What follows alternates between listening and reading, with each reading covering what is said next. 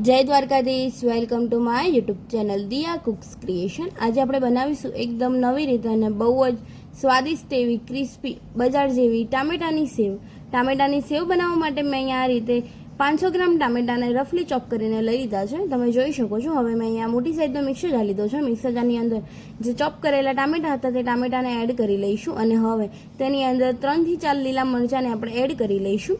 તમે તીખાશ પ્રમાણે મરચાંને એડ કરી શકો છો। હવે તેને બરાબર પાણી વગર ગ્રાઇન્ડ કરી લઈશું અને અહીંયા તમે જોઈ શકો છો ટામેટાની સારી એવી પ્યુરી બનીને તૈયાર થઈ ગઈ છે। હવે મેં અહીંયા બાઉલ લીધું છે, તેની ઉપર આ રીતે આપણે ગરણી રાખી લઈશું અને તેની અંદર જે પ્યુરી બનાવી છે તે પ્યુરીને એડ કરી લઈશું અને તેને આ રીતે આપણે ચમચાની મદદથી હલાવતા જઈને તેને સારી રીતે ગાળી લઈશું, જેથી કરીને તેની અંદર કોઈ રેસાવાળો ભાગ કે બીજવાળો ભાગ રહી ગયો હોય તો તે નીકળી જાય, કારણ કે આપણે મશીનની અંદર એટલે કે સેવના સંચાની અંદર પાડવાથી તેની અંદરના કોઈ કણ ફસાઈ ન જાય તે રીતે આપણે તેને ગાળી લઈશું। અહીંયા તમે જોઈ શકો છો આ રીતે મેં રેસાવાળો અને બીજવાળો ભાગ દૂર કરી લીધો છે અને હવે અહીંયા તમે જોઈ શકો છો આપણી પ્યુરી પણ બનીને સારી એવી ગળીને તૈયાર થઈ ગઈ છે। હવે મેં અહીંયા મિક્સર બાઉલ લીધું છે, તેની ઉપર લગભગ આ રીતે આપણે ગરણી રાખી લઈશું અને તેની અંદર 1 કપ જેટલો ચણાનો લોટ એટલે કે બેસનને એડ કરી લઈશું। હવે ચણાનો લોટ 1 કપ જેટલો એડ થઈ જાય ત્યારબાદ તેની અંદર ફરી 1 કપ જેટલો ચણાનો લોટ એટલે કે બેસનને એડ કરી લઈશું। તમે ચણાના લોટની ક્વોન્ટિટી તમે તમારા રીતે વધારે કે ઓછી કરી શકો છો। મેં અહીંયા મેઝરમેન્ટના માપ પ્રમાણે 2 કપ જેટલો ચણાનો લોટ લીધેલો છે। તમારા ઘરે કોઈ માપ માટેનું મેઝરમેન્ટ કપ ન હોય તો તમે તેની અંદર વાટકીનો પણ યુઝ કરી શકો છો। અહીંયા મેં આ રીતે સારી રીતે ચાળીને લઈ લીધો છે, તમે જોઈ શકો છો। હવે તેની ઉપર આ રીતે ફરી અડધા કપ જેટલો ચોખાનો લોટ એડ કરી લઈશું, જેથી કરીને સેવ આપણી એકદમ ક્રિસ્પી એવી તૈયાર થશે, તમે જોઈ શકો છો। હવે ચોખાનો લોટ એડ કરી લઈશું અને તેને આપણે સારી રીતે મિક્સ કરી લઈશું, જેથી કરીને બંને લોટ સારી રીતે લોટની અંદર બરાબર ભળીને તૈયાર થઈ જાય। હવે લોટ બરાબર મિક્સ થઈ જાય ત્યારબાદ તેની અંદર આપણે મસાલામાં અડધી ચમચી જેટલો હળદર પાવડર, 1 મોટી ચમચી જેટલું તીખું લાલ મરચું એડ કરી લઈશું। હવે 1 મોટી ચમચી જેટલો ધાણા જીરાનો પાવડર એડ કરી લઈશું। હવે 1 પિંચ જેટલી હિંગ એડ કરી લઈશું, હાફ ટેબલ સ્પૂન જેટલો આમચૂર પાવડર અને હાફ ટેબલ સ્પૂન જેટલું સંચળ મીઠું એટલે કે કાળું મીઠું એડ કરી લઈશું અને હવે તેને બરાબર મિક્સ કરી લઈશું, જેથી કરીને તેની અંદર મસાલાના કોઈ કણ ન રહી જાય।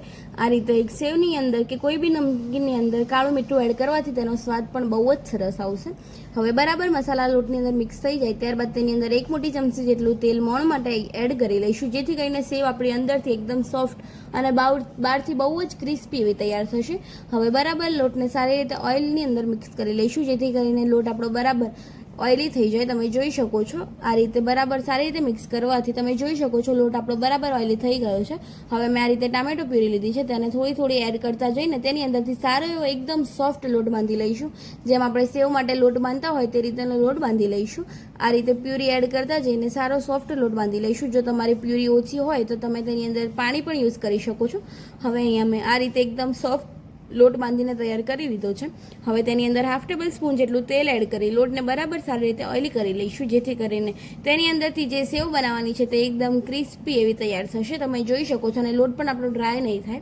હવે બરાબર લોટ ઓઇલી થઈ ગયો છે, તમે જોઈ શકો છો ને અહીંયા મારે આ લોટ બાંધવામાં લગભગ 1.5 કપ જેટલા ટામેટાની પ્યુરીનો ઉપયોગ થયેલો છે। મેં અહીંયા પાણીનો ઉપયોગ નથી કરેલો, કારણ કે મારે ટામેટો પ્યુરી પણ વધારે હતી। મેં અહીંયા તેલને ગરમ કરવા મૂકી દીધું છે, તેલ ગરમ થાય છે ત્યાર સુધી મેં અહીંયા જે સંચો એટલે કે સેવ પાડવાનું મશીન આવે છે તેને આપણે તેલની અંદરથી ગ્રીસ કરી લઈશું, જેથી કરીને તેની અંદર લોટ ચોંટી ન જાય।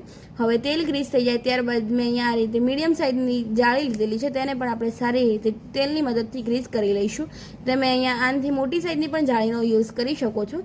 હવે તેલ ગ્રીસ થઈ જાય ત્યારબાદ હાથ ઉપર પણ આપણે થોડું તેલ ગ્રીસ કરી લઈશું, જેથી કરીને લોટ હાથ ઉપર ચોંટી ન જાય અને આ રીતે મોટી સાઇઝનો લોહી લઈ લઈશું અને તેને પણ આપણે આ રીતે લોંગ શેપની અંદર ક્રિએટ કરી લઈશું અને તેને આપણે મશીનની અંદર એડ કરી લઈશું, તમે જોઈ શકો છો। હવે મશીનની અંદર મેં આ રીતે લોટને એડ કરી લીધો છે ને હવે તેને આપણે બરાબર ફિટ વાકી લઈશું, એટલે કે બરાબર તેને ફિટ કરી લઈશું અને હવે અહીંયા થોડીક વારમાં તેલ પણ ગરમ થઈ ગયું છે। હવે ગરમ તેલ બરાબર થાય ત્યારબાદ તેની અંદર આપણે જે સંચામાં લોટ ભરેલો છે તેની અંદરથી આપણે સેવ પાડી લઈશું, તમે જોઈ શકો છો। આ રીતે આપણે તેને ગોળ કરતા જઈને સેવ બનાવી લઈશું। તમને આ રીતે ન ફાવે તો તમે તેને મોટી સાઇઝની જાળીમાં પણ કરી શકો છો। હવે બરાબર તમે જોઈ શકો છો તેને 2 મિનિટ કૂક કરીને તેને પલટાવી લઈશું અને તેને આ રીતે પલટાવતા જઈને બંને સાઈડથી ક્રિસ્પી ફ્રાય કરી લઈશું, તમે જોઈ શકો છો। ફરી તેને આપણે આ રીતે પલટાવીને ફ્રાય કરી લઈશું। અહીંયા મેં સેમ પ્રોસેસમાં બીજી પણ આ રીતે તેલની અંદર ફ્રાય કરી લીધી છે, તમે જોઈ શકો છો। આ રીતે ગોળ કરતા જઈને તેની અંદર સારી રીતે આપણે બરાબર સેવ પાડી લઈશું અને તેને પણ આપણે સારી રીતે ક્રિસ્પી થાય ત્યાર સુધી ફ્રાય કરી લઈશું, તમે જોઈ શકો છો। અહીંયા સેવ પડી ગઈ છે। હવે તેને થોડીક વાર કૂક થવા દઈશું અને તેના બબલ્સ શાંત થઈ જાય ત્યારબાદ તેને પણ આપણે આ રીતે ફરી પલટાવી લઈશું. બરાબર કૂક થશે ત્યારે જ તે પલટાશે, નહીંતર તે ભાગી જશે એટલે કે તૂટી જશે. અને તમે જોઈ શકો છો અહીંયા આપણી સેવ સારી એવી ક્રિસ્પી ફ્રાય થઈ ગઈ છે. મેં બીજી પણ સેવને બનાવી લીધી છે અને તેને પણ આપણે સેમ રીતે આ રીતે પલટાવીને તેને પણ સારી એવી ક્રિસ્પી ફ્રાય કરી લઈશું. તમે જોઈ શકો છો અહીંયા મેં બધી જ સેવને સારી રીતે ક્રિસ્પી થાય ત્યાર સુધી મેં ફ્રાય કરીને તૈયાર કરી લીધી છે. તમને જે આ રીતે હું તોડીને બતાવું તો તમે જોઈ શકો છો એકદમ ક્રિસ્પી એવી તૈયાર થઈ ગઈ છે. તેની અંદર જરાય તેલનું પ્રમાણ પણ નથી અને એકદમ સોફ્ટ એવી તૈયાર થઈ છે. તમે જોઈ શકો છો અહીંયા મેં બધી જ સેવને આ રીતે ભાગીને અહીંયા બનાવી લીધી છે. તમે જોઈ શકો છો અહીં હવે આપણે તેને સર્વિંગ પ્લેટની અંદર સર્વ કરી લઈશું. સર્વ કરતી વખતે તમે જોઈ શકો છો એકદમ ક્રિસ્પી એવી અને અંદરથી સોફ્ટ એવી સેવ આપણી તૈયાર થઈ ગઈ છે. જોતાની સાથે જ મોંમાં પાણી આવી જાય તેવી આપણી સર્વિંગ પ્લેટ પણ થોડીક વારમાં સર્વ થઈને તૈયાર થઈ ગઈ છે. તમે જોઈ શકો છો. જો તમને મારી આ રેસીપી ગમી હોય તો લાઈક કરજો, શેર કરજો અને કમેન્ટ કરજો. કમેન્ટ બોક્સમાં મને જરૂર જણાવજો કેવી લાગી મારી આ રેસીપી. અને હા, મારી ચેનલ પર જો નવા હોય તો ચેનલને સબસ્ક્રાઈબ કરી દેજો અને બેલ આઇકોન જરૂર દબાવજો. જો તમે મારી ચેનલને ફેસબુક પેજ પરથી જોતા હોય તો મારા ફેસબુક પેજને પણ ફોલો કરી દેજો અને વિડીયોને લાઇક કરી દેજો, જેથી કરીને મારી અવનવી રેસીપી તમને સૌથી પહેલાં જોવા મળે. મળીએ કોઈ નવી રેસીપી સાથે. ત્યાર સુધી બધાને જય દ્વારકાધીશ, જય શ્રી કૃષ્ણ.